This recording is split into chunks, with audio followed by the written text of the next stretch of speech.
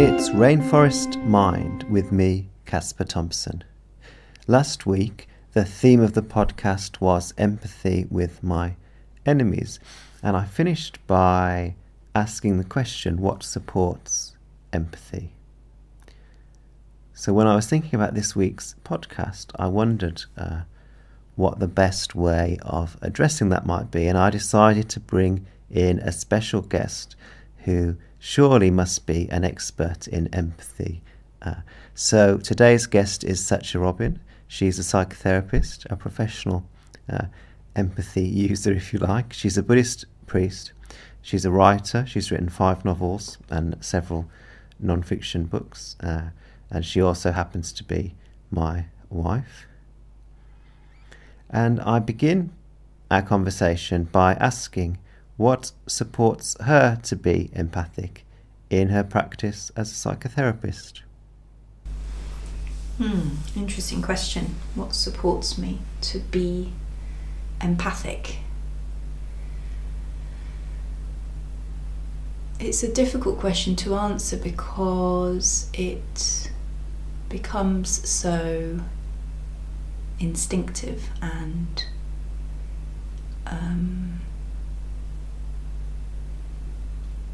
unconscious, I guess. Like driving a car, it's like you've asked me what manoeuvres I make to pull a car out of a drive. And what I do know is that when I sit in front of a client, I go into a different mode of being where my attention is on the client, and any needs that I might have become unnecessary in that space, in that hour. I think that a lot of the things that stop us from being empathic are about our needs. So somebody says something and we want to find out about it because we think it'll help us, or we want to tell them something that it reminds us of about our own process. So there's a butting in of the ego. There's a what about me kind of wanting moment. To make somebody else's experience about me. Or about yeah.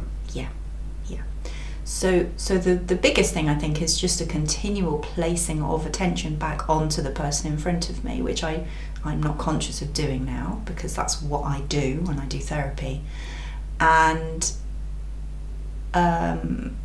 it's like a dance because you place your attention on the other person and you also place your attention on the reactions and feelings and thoughts that are coming up in myself in response to whatever that person is saying. So I might be listening and become conscious of an ache in my shoulder which hasn't been there before, and then I can be curious about whether there's anything that's been triggered in me as a result of what the client's saying, or if it's just that my shoulder's happening to ache in that moment. So that ache might be something from your personal history that's got triggered, that is telling you about something that's your personal history that's got triggered in response to what the client's saying. Well, there's 3 options. One is that I have hurt my shoulder. Sometimes a cigar is just a cigar, as Freud said. Was it Freud or Jung? Yeah. The second option is that the client's talking about skiing and I had a skiing injury, which is nothing to do with them, which has triggered some ache in my body. But the third option, which is usually the one that is occurring, is that there is something in the client's material that is setting a process off which leads to my body to respond in a certain way, which gives me more information about that client's process. And at that point I will either notice it and wait a bit longer, or I might offer it to the client. I might say, oh, I don't know if this is anything to do with what you're saying, but as you're talking I'm feeling this feeling in my stomach, or having a thought of this. And perhaps an ache in the shoulder is harder to imagine or make sense of in that context because it's so abstract. But you know, when you say feeling in your stomach, most of us know what it's like to feel emotions in our stomach. Yes and no. I think the bizarre things also have resonance for people. Oh yeah, sometimes. I'm just saying for somebody listening from the outside, you know, for me as a it might be easy to understand as a psychotherapist if I say, listening. Oh, I suddenly feel butterflies in my own stomach as a therapist. Yeah. Is this my stuff or is You're it... saying that I could have given a better example of the physical sensation that arose in me for clarity's sake. Yeah, no. Yeah. I'm just saying when you... This is the trouble with having your spouse as in the conversation. I wonder, I mean, you know, as a body psychotherapist, I know that an aching shoulder can have lots of different meanings. Yeah. So I completely understand what you're saying, but I think if you're not used to working in the body, that's a more unusual. I concur.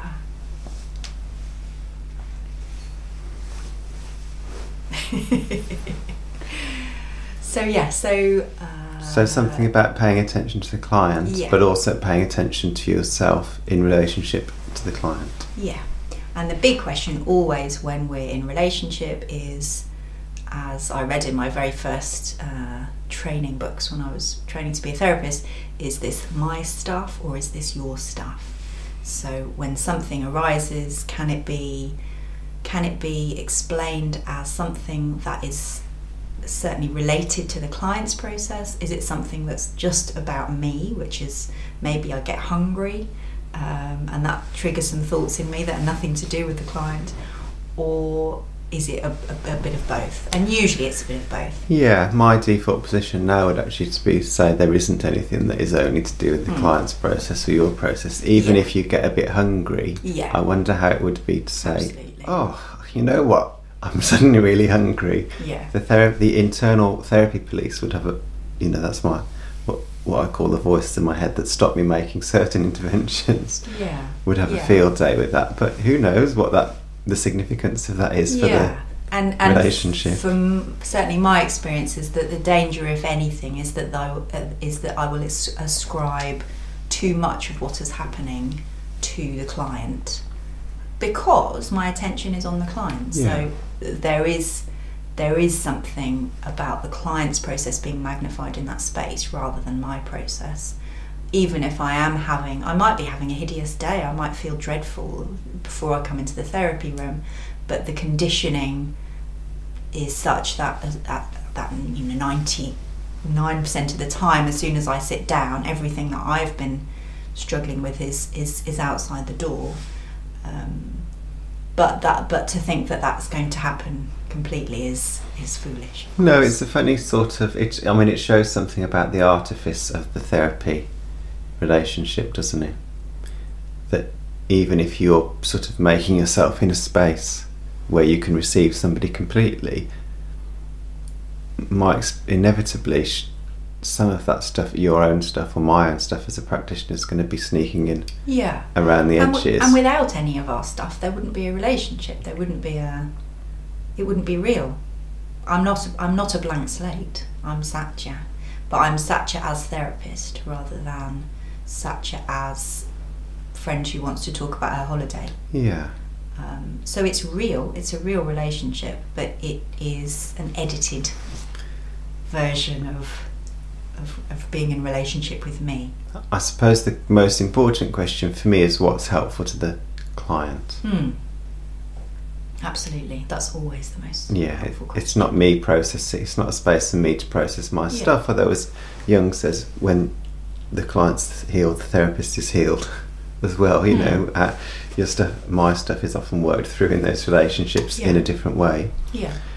But the key thing is, in that one-sided relationship, it's one-sided because the job is to do what's best for the client. Yeah, that's the task at hand, is to create a space for the client, which is completely unique usually, because we don't have those spaces in our lives where they are just for us. I guess the only what's the word? Comparison. The only is the equivalent. Word. Equivalent. Thank you. The only equivalent I can think of is in a 12-step meeting where you have your space to talk, where you have your space to share, and everybody is quiet, or like our Nembutsu circle. Or as being a minister. Yeah. Yeah, Similar. absolutely. Yeah. That it being a minister, being offering a space to a member of the congregation or a sangha as a minister, where you put, that there's a sort of equivalence there as well. Yeah, that there is an open space to go deeper into how it is to be me. So I wonder how this works in relationships that aren't one-sided or professional, in the way that therapy, minister, mentor is. Empathy. Yeah, this idea of tuning into somebody, being curious about what's going on for them, being curious about what's going on for yourself, wondering whose material it is. Yeah. Because the question in a therapy session is what's helpful for the client, but in a friendship it might be, maybe the only difference is the question is what's helpful for both of us, or what's helpful for me. Yeah.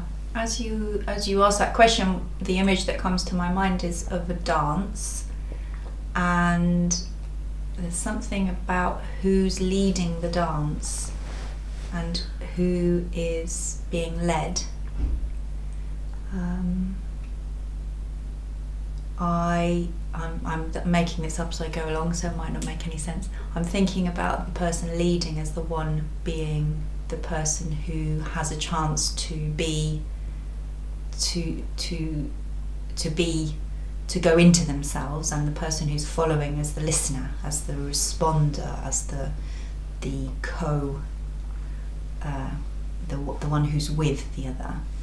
And in my friendships, I aim to lead and follow in turn, roughly in a balanced way. So over time, there's space for me to go to dinner and say, I've had this terrible week, blah, blah, blah, blah, blah. And then there's also time for the other person to take up the whole hour of lunch with their own difficulties, that we listen to each other.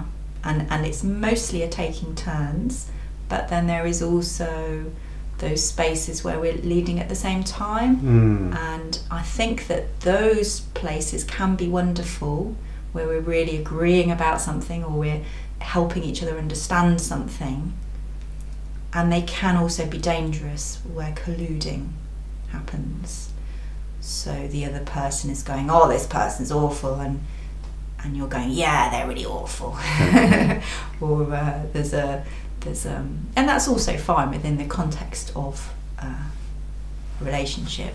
But I think that we, as human beings, we like to indulge a little too often in collusion because it makes us feel better. Yeah, reminds me, what you're saying before you're talking about collusion reminds me of drama workshops that I've facilitated, or movement workshops, where the ultimate aim is that the group is all following and there isn't a leader, and you're all following the process. And that makes me think of the chanting immersive sessions, or that where we do 24 hours or even just a few hours of chanting, where my sense, when I feel most at ease in those settings, and when I think the chanting sounds at its most beautiful, is when I suspect nobody is leading and everybody has the experience of following the group process.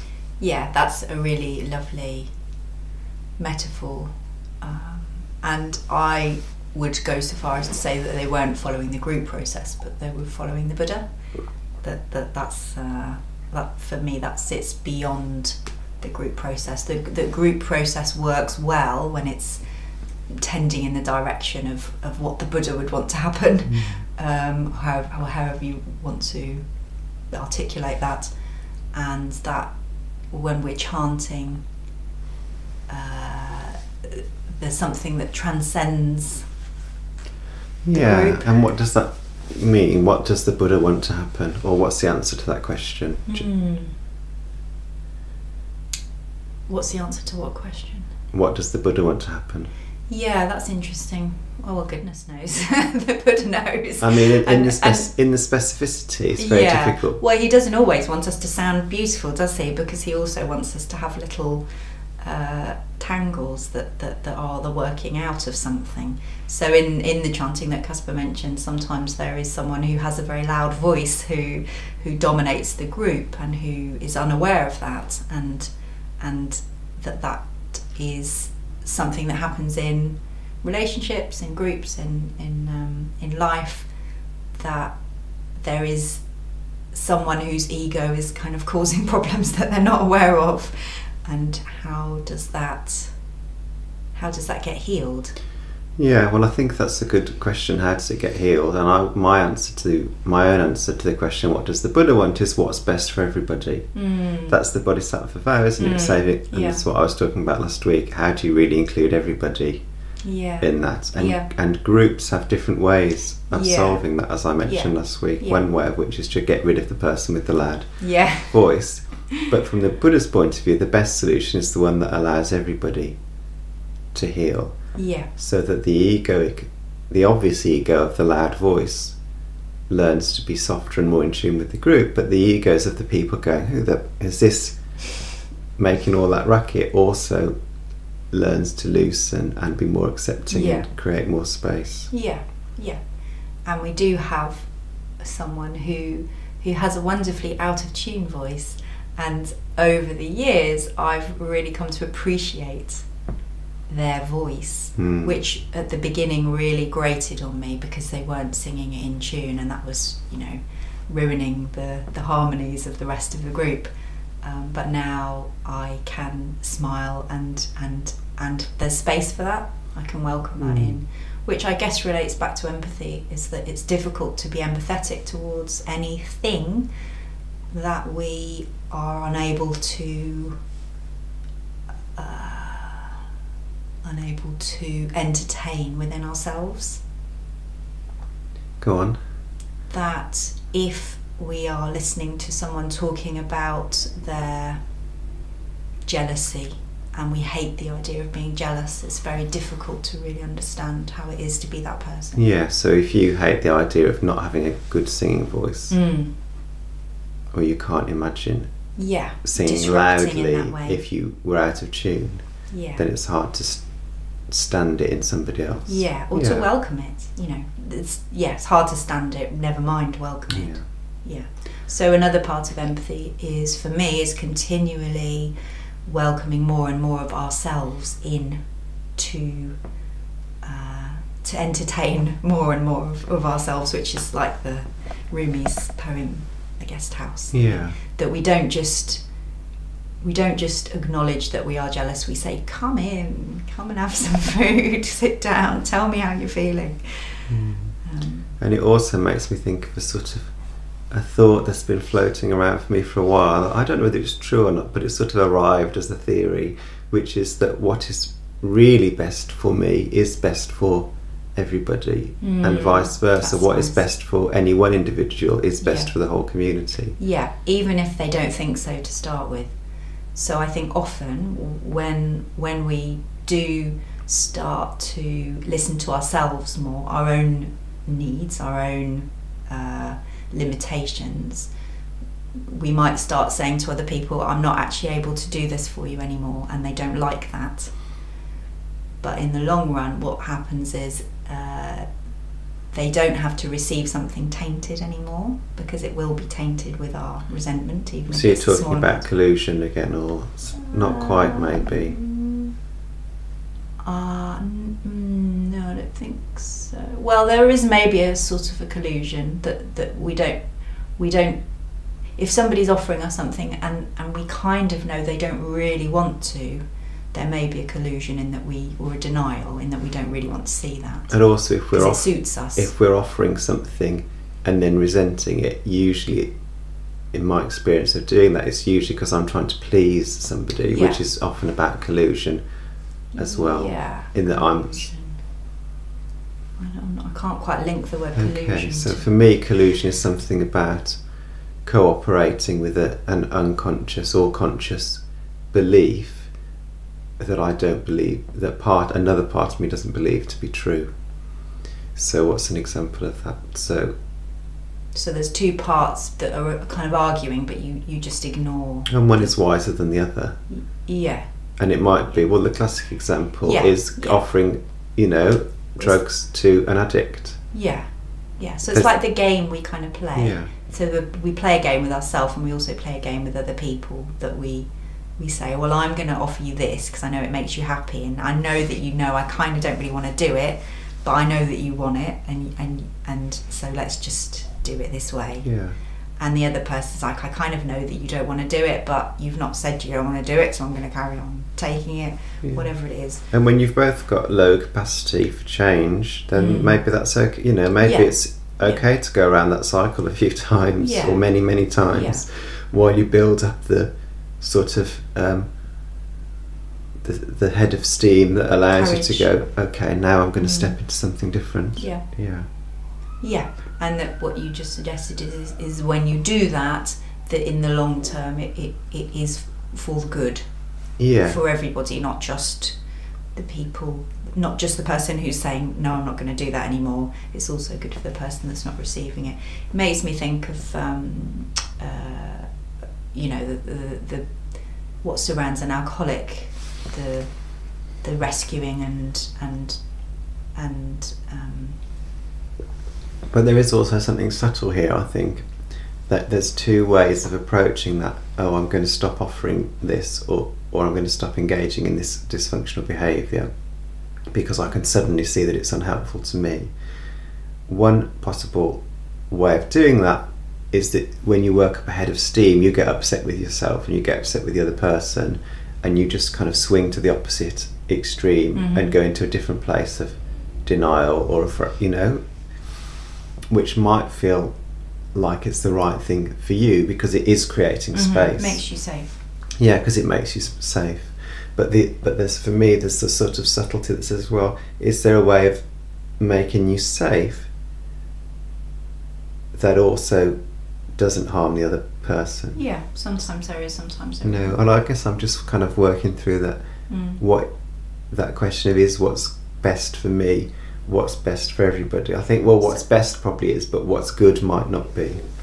Well, I don't know. I think that often when we change our behaviour, we harm other people because we're doing something unskillfully. Yeah. And that's just inevitable. That is and so I think it's as you say, it's more complicated than what's best for me is best for everyone, because sometimes other people get hurt. Yeah, and also who's saying that? We don't know which part of us is. When we're actually in the process, it can you could very easily use that argument to make a selfish choice. Another way of saying it would be what's best for God is best for everybody. Yeah. And that, or Buddha, what's best for Buddha is best for everybody, and that lost it. Okay. Yeah, what's best for Buddha is best for everybody.